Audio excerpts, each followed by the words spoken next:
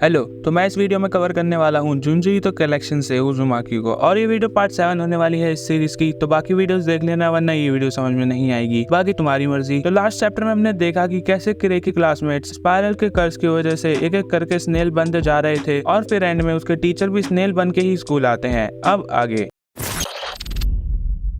तो Uzumaki chapter 9 का नाम है द ब्लैक लाइट हाउस। तो ये चैप्टर रिवॉल्व करता है उसी लाइट हाउस के अराउंड जिसके बारे में सुइची फर्स्ट चैप्टर में कहता है कि उसे वो नहीं पसंद है। तो किरे नरेट करती है कि एक रात उस लाइट हाउस से अचानक से ब्राइट और मेस्मराइजिंग ग्लो निकला, और वो उस लाइट हाउस की रूफ पे एक टॉर्नेडो की तरह लगता है। फिर जब कुछ लोग खड़े होकर उसे देख रहे थे तो किरे भी वहाँ थी, और एक आदमी कहता है कि आखिर ये लाइट हाउस ग्लो कैसे कर रहा है, वो तो अबैंडन था ना। और तभी लाइट हाउस की एक बीम उन सब लोगों पे पड़ती है, और फिर उसके बाद हर रात वो लाइट हाउस बीम रिलीज करने लगा। फिर एक दिन डिनर करते समय किरे का भाई उससे कहता है कि वो लाइट हाउस बड़ा कूल है, एक रोबोट की तरह जो अपने मुंह से बीम फेंकता है। फिर किरे उसे बच्चों की तरह बिहेव करने से मना करती है और उस लाइट हाउस को देखने से भी मना कर देती है, जिस पे उसकी मम्मी भी उसे लाइट हाउस के पास जाने से मना कर देती है। फिर अगले दिन रेसिडेंट्स की कंप्लेन करने पर कुछ लोग लाइट हाउस को चेक करने आते हैं, क्योंकि वो कई समय से बंद है, और देखने आते हैं कि क्या गड़बड़ है, और अंदर चले जाते हैं। और फिर रात होते ही वो लाइट हाउस दोबारा ग्लो करता है, और उसे देख के वहाँ खड़े लोग हिप्नोटाइज हो जाते हैं, और उसके बाद लोग अजीब अजीब चीजें करने लगते हैं। जैसे कि किरई देखती है कि एक औरत रास्ते के बीच में घूम रही है, तो किरई के पूछने पर वो कहती है कि वो बस घर जा रही है, लेकिन उसे समय से ज्यादा टाइम लग रहा है, और एक और जगह एक लड़का और दूसरी जगह एक लड़की भी घूमते घूमते चल रहे थे। फिर लोग देखते हैं कि लाइट हाउस के पास एक फिशिंग बोट पलट रखी है, जबकि कल रात कोई भी तेज हवा नहीं आई थी जो उससे वो पलट जाए। और उस कहते हैं कि हो सकता है उसके लोग लाइट हाउस के अंदर भी गए होंगे, और वो भी बोट के डेक में वैसे ही घूमते हुए दिखे जैसे कि शहर में लोग घूम रहे थे, जिसमें से एक तो बच गया लेकिन 2 मिसिंग है, और जो एक अंदर गया था वो तो वापस भी नहीं आया। फिर मित्सो के दोस्त उसे भी लाइट हाउस के पास जाने को पूछते हैं, जिसमें मित्सो भी उनके साथ जाने लगता है, और किरई उसके पीछे पीछे भाग के उसे रोकने लगती है, और जस्ट उसके गेट के पास जाके उसे वापस बुला लेती है। और जैसे ही वो आने लगता है तो वो देखता है कि लाइट हाउस का गेट खुला हुआ है, और सबके साथ मित्सो भी अंदर चले जाता है। फिर उसको रोकते हुए किरई भी अंदर जाती है, लेकिन सीढ़ी चढ़ती ही जा रही थी, ऐसा लग रहा था कि वो खत्म ही नहीं हो रही है। फिर धीरे धीरे दीवार, छत और सीढ़ी चारों तरफ स्पाइरल्स अपीयर होने लगे, और जो कि चमक भी रहे थे, और अंधेरे में सिर्फ वही एक लाइट का सोर्स थे। और किरई सोचती है कि लाइट हाउस भी स्पाइरल का पार्ट बन चुका है, और वो बस एक सर्कल में चलती जा रही है। फिर मित्सो का नाम चिल्लाती है, तभी उसे कुछ जलने की स्मेल आने लगती है, और उसे टाइम का भी पता नहीं चल रहा था। और फिर वो देखती है कुछ जले हुए ह्यूमन कॉर्प्स, जिन्हें देख के पहले उसे लगता है कि ये मित्सो और उसके दोस्त हैं, लेकिन फिर वो नोटिस करती है कि ये अडल्ट्स के कॉर्प हैं, जो शायद कल चेकिंग के लिए आए थे। और मित्सो का नाम चिल्लाती है, तभी उसे मित्सो की चिल्लाने की आवाज आती है, और वो भागते हुए ऊपर जाती है। तभी वो देखती है कि मित्सो के 2 दोस्त जो कि डर के वहाँ बैठे हुए थे। फिर उनसे मित्सो और उसके साथ दूसरे लड़के के बारे में पूछती है, तो वो बताते हैं कि उनको और देखना था, तो वो और ऊपर चले गए। फिर किरई उन्हें नीचे जाने के लिए बोलती है, और खुद ऊपर जाती है, और देखती है कि लाइट हाउस की टॉर्च गल चुकी है और स्पाइरल की तरह दिख रही है, और उसी के बगल में मित्सो और उसका दोस्त भी डर के मारे बैठे हुए हैं। और उनसे पूछने पे वो बताते हैं कि वो टॉर्च उनकी तरफ देख रहा है। फिर किरई उन्हें बताती है कि ये लैंप था जो कि शायद गर्मी से गल चुका है, और ये लेंस था जो कि गलने की वजह से स्पाइरल की तरह दिख रहा है, और पूरा रूम ही गला हुआ लगता है। और तभी वो मित्सु से टाइम पूछती है और बाहर देखती है, सूरज बस डूबने ही वाला है, और उन दोनों को ही नीचे भागने के लिए बोलती है, क्योंकि अगर वो लाइट ग्लास को और लेंस को गला सकती है तो इंसान को भी जला सकती है। और वो तीनों ही नीचे भागने लगते हैं, लेकिन तभी अंधेरा हो जाता है और लाइट हाउस लाइट फेंकने लगता है, और गर्मी नीचे स्टेयर्स पे भी आने लगती है। और उससे भागते समय मित्सु के दोस्त का पैर मुड़ जाता है और वो गिर जाता है। तभी वहाँ हीट वेव भी आ जाती है, जिससे किरई उसे बचाने की कोशिश तो करती है, लेकिन वो उसकी आंखों के सामने ही जल जाता है। और फिर किरई और उसका भाई उसी गर्माहट की तेज हवा से बाहर फेंक जाते हैं, और जब किरई उठती है तो वो बाहर थी, और फिर वो मित्सु को भी उठाती है और घर ले जाती है। फिर अगले दिन उस लाइट हाउस से 6 बॉडीज मिलती है, जिसमें से एक उसी लड़के की थी जो उनके सामने जला था। और उसके बाद भी हर रात वो लाइट हाउस ग्लो करता रहा, जिससे कि ऑफिसर्स उसे तोड़ने का सोचते हैं। और इसी के साथ खत्म होता है उज़ुमाकी चैप्टर 9।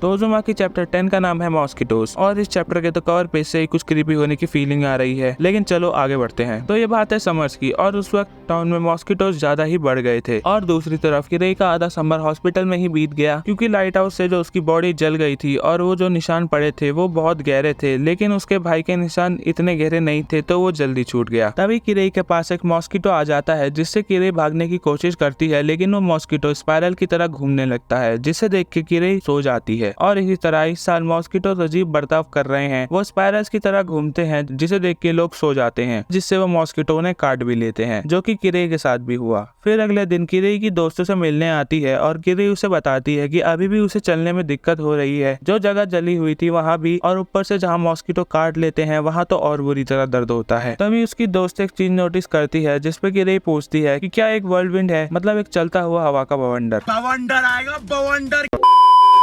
जिसपे उसकी दोस्त कहती है कि ये एक मॉस्किटो कॉलम है और किरेई के पूछने पे बताती है कि ये सब मेल मॉस्किटोज हैं जो कि मेटिंग करने का वेट कर रहे हैं, और वो सब जब ऐसे ही एक साथ आते हैं तो उन्हें कॉलम बोलते हैं, और आजकल ये बहुत दिख रहे हैं और ये ड्रैगन फ्लाई पॉन्ड में मीटिंग करते हैं। जिसपे किरेई कहती है कि मैं इन्हें कॉलम नहीं बोलूंगी जिस तरह वो घूमते हैं, और सोचती है कि क्या ये भी स्पाइरल का ही एक दूसरा साइन है, और फिर दोनों ही रूम के लिए निकलने लगते हैं। तभी किरेई वहीं झाड़ियों में कुछ देख के शॉक हो जाती है, क्योंकि वहाँ एक औरत की लाश पड़ी हुई थी जिसके शरीर पे अजीब से दाग थे और जिसका मुंह भी खुला हुआ था, और अगर तुम नोटिस करो तो इसके बाल और वहीं कुछ ग्रास भी स्पाइरल की तरह घूमी हुई थी, और ये सब तो सिर्फ अभी शुरुआत ही थी। फिर जिसके बाद उसे वहाँ से ले जाते हैं और कुछ लोग बात करते हैं कि सब इसको लेके दुखी हैं, और ये 11th प्रेग्नेंट विक्टिम है जो मॉस्किटो स्वॉर्म्स या फिर कॉलम अटैक से मरी है। तभी किरेई के बगल से एक मॉस्किटो अटैक की पेशेंट निकलती है और किरेई नोटिस करती है कि वो उसकी कजन केइको है, और उसके रूम यानी मैटरनिटी वार्ड में जाती है और उसे उसकी हेल्थ के बारे में पूछती है। तो वो बताती है कि उसे सिर्फ रेस्ट चाहिए, और वो जो भी खा रही है वो निकल जाता है, मतलब वॉमिट कर देती है। फिर किरेई नर्स से पूछती है कि क्या ये कहीं मॉस्किटो अटैक की वजह से तो नहीं है, जिस पर नर्स कहती है कि मैं पूरी तरह से मना नहीं कर सकती, लेकिन ये मोस्टली साइकोलॉजिकल है, और ये अजीब है कि इतनी सारी प्रेग्नेंट औरतें ही हॉस्पिटलाइज हो रही हैं। और फिर किरेई को उसका बैग अनपैक करने को पूछती है जो कि उसके हस्बैंड छोड़ के गए हैं, और फिर किरेई उसकी चीजें निकालने लगती है। तभी उसके बैग में से एक चीज कपड़े में लिपटी हुई दिखती है जो कि भारी भी थी, जिसके बारे में वो केइको को पूछती है, तो वो उसे बस कबर्ड में रखने को बोल देती है। फिर अगले दिन सुबह एक अजीब घटना हुई। रूम नंबर 203 और 207 के पेशेंट्स मर जाते हैं, और जो कि उसी औरत की तरह मरे हुए थे। अब स्टोरी मिस्टीरियस बनती जा रही है, अब मजा आएगा। तो ये देख के डॉक्टर कहते हैं कि ये उसी बाहर मिली हुई औरत की तरह मरे हुए हैं, और नर्स पूछती है कि ये होल्स कैसे हैं, क्या ये चाकू मारने के निशान है, जिसपे डॉक्टर कहते हैं कि इसका तो पता नहीं, लेकिन इन लोगों की मौत ब्लड निकलने की वजह से हुई है। और फिर पुलिस को बुलाते हैं, और फिर हॉस्पिटल में इसी के बारे में बात हो रही थी, और किरेई अपनी कजन को बोलती है कि पूरा हॉस्पिटल पैनिक है, लेकिन वो उसे नहीं बता सकती कि क्या हुआ, क्योंकि वो पहले से ही परेशान है। जिसपे केइको कहती है कि अब वो ठीक महसूस कर रही है, और अब उसका बेबी भी पेट में किक मार रहा है। फिर सीन शिफ्ट होता है किरेई के रूम में, जहाँ सुइची उससे मिलने आता है। 2 चैप्टर बाद मुलाकात हुई, तो सुइची को देख के किरेई भी खुश हो जाती है और कहती है कि ऐसा लग रहा है मैंने तुम्हें कितने समय से नहीं देखा। जिसपे सुइची कहता है कि उसने कहीं भी आना जाना बंद कर दिया था और अकेले रह रहा था, और पता नहीं क्यों, लेकिन दूसरी तरफ अजीब तरीके से देख के बोलता है। और उसके बाद किरेई को हॉस्पिटल से निकलने को बोलता है, क्योंकि इस हॉस्पिटल में कुछ अजीब है। तभी एक नर्स आके किरेई को अपनी कजन केइको के साथ रूम शेयर करने को बोलती है, क्योंकि मैटरनिटी वार्ड में बेड्स की कमी हो रही है, और केइको को ले आती है। जिसपे सुइची किरेई को उसके साथ रहने से मना करता है, क्योंकि उसे उससे अजीब फीलिंग आ रही है। जिसपे किरेई हैरान थी कि सुइची उसकी कजन के बारे में ऐसा कैसे बोल सकता है। और तभी वहाँ एक मॉस्किटो आता है जिसे वो भगाने की कोशिश करता है, और उसे मारने के लिए अपने बैग से स्प्रे भी निकाल देता है और उस पर स्प्रे करता है, जिससे केई को खांसने लगती है, लेकिन वो मॉस्किटो मर जाता है। तो सुइची उसे उठा के किरेई को बताता है कि सिर्फ फीमेल मॉस्किटोज ही खून चूसती है, और वो भी तब जब वो एग्स कैरी कर रही हो, ताकि वो ब्लड से उन्हें अच्छे से डेवलप कर सके। तभी वो नर्स विंडो खोलती है ताकि स्मेल चली जाए, और सुइची को जाने के लिए बोलती है। फिर किरेई भी सुइची की हरकतों के लिए केइको से माफी मांगती है, और फिर उसी रात सोते समय किरेई केइको को बोलती है कि यहाँ एक मॉस्किटो है तो संभाल के रहना। जिसपे केइको कहती है कि उसे उनसे कोई प्रॉब्लम नहीं है, और किरेई को बोलती है कि उसे मॉस्किटोस पसंद है, इसके बावजूद कि वो इनकी वजह से ही बीमार हुई है। फिर थोड़ी देर बाद किरेई को मॉस्किटो की आवाज आती है, जिससे वो उठ जाती है, और जो कि बाहर से आ रही थी, तो वो बाहर देखती है जहाँ कोई नहीं था। तभी लेफ्ट साइड से उसे कुछ परछाइयां दिखती हैं, जो कि उसी हॉस्पिटल की प्रेग्नेंट लेडीज थी, और सभी मॉस्किटो अटैक की वजह से वहाँ थी, और सबके हाथ में हैंड्रिल्स थे। तो फिर वो स्प्लिट होके अलग अलग रूम में जाते हैं। तो किरेई एक रूम में देखती है कि वो औरत सोए हुए पेशेंट के गले में हैंड्रिल कर रही है, और फिर उसे बाहर निकालकर उसका खून चूसने लगती है। लेकिन तभी वो किरेई को नोटिस कर लेती है और उसके पीछे भागने लगती है, और क्योंकि किरेई को चलने में दिक्कत थी तो वो गिर जाती है। और जैसे ही वो औरत किरेई को पकड़ने वाली होती है, तभी सामने के रूम से एक पेशेंट आके देखता है कि क्या हो रहा है, और तभी बाकी सब औरतें भी आ जाती हैं, और सब उस लड़के पे अटैक कर देती हैं, और अपने हाथ से उसे हिप्नोटाइज करके उसका खून चूसने लगती हैं। तभी वहाँ एक नर्स भी आ जाती है, तो वो सब उसे भी पकड़ लेते हैं, और उसके पूरे शरीर पर ड्रिल करके उसका भी खून चूस लेते हैं। हैं और जिसे किरई अपने आंखों के सामने होते हुए देख रही थी और बहुत डरी हुई थी। तो फिर वो सब वहाँ से जाने लगते हैं जैसे ही उनका पेट भर जाता है। लेकिन वही औरत जिसे किरई ने देखा था वो कहती है कि एक लड़की ने उसे ये सब करते हुए देख लिया है और किरई की तरफ इशारा करती है, जिससे सब उसकी तरफ बढ़ते हैं। लेकिन किरई अपने रूम में जाके गेट बंद करती है, जिसपे वो औरत गेट खोलने को बोलती है और कहती है कि इन सब का कोई फायदा नहीं है, मैं तुम्हारे गाल और आंखों में ड्रिल करके तुम्हें मार दूंगी। मतलब ये हुई ना साइको वाली बात। और तभी वहाँ केको भी एक हैंड्रिल के साथ किरई के सामने खड़ी होती है और अपना ब्लड देने को बोलती है और उतने में ही बाकी सब भी गेट खोल देते हैं कि किरई को बेड के टायर के पास वही स्प्रे मिलता है जो सुइची छोड़कर गया था और उसे उन सब पे स्प्रे कर देती है, जिससे वो सभी बुरी तरह हिलबिला जाते हैं और वहाँ से भाग जाते हैं। क्योंकि वो मॉस्किटो की तरह ही बिहेव कर रहे थे तो वो स्प्रे भी उन पे काम कर गया। और फिर अगले दिन किसी को पता नहीं चला कि ये सब वो प्रेग्नेंट औरतें कर रही थी और कहीं भी उन ड्रिल्स और ब्लड का कोई सबूत नहीं मिला, क्योंकि उन्हें उनके हस्बैंड ने छुपा दिया था, क्योंकि उन्हें भी अपने बच्चों के लिए ह्यूमन ब्लड चाहिए था और अब कुछ दिनों में ह्यूमन ब्लड से नरिश हुए बच्चे पैदा होंगे। और इसी के साथ खत्म होता है उजुमा की चैप्टर 10। और भाई कमेंट करके बताना कि ये चैप्टर कैसा लगा। पर्सनली बताओ तो अब स्टोरी में मजा आना चालू हुआ है। नहीं मैं साइको नहीं हूँ, लेकिन एज हॉरर मैंने ये एक्सपेक्ट नहीं किया था। जुंजू ईतो इज ट्रूली अ गोट। और हाँ, नेक्स्ट चैप्टर तो और भी क्रीपी है और उसका आर्ट और भी रियलिस्टिक। तो नेक्स्ट चैप्टर के लिए कमेंट कर दो। ऐसे ही इंटरेस्टिंग वीडियोस के लिए चैनल को सब्सक्राइब कर दो। बाकी और कोई जुंजू ईतो की स्टोरी देखनी है तो मैं लेयर्स ऑफ फियर कवर कर चुका हूँ, डिस्क्रिप्शन में चेक कर सकते हो। हम मिलते हैं ऐसी कुछ इंटरेस्टिंग मांगा के साथ, तब तक के लिए सायोनारा।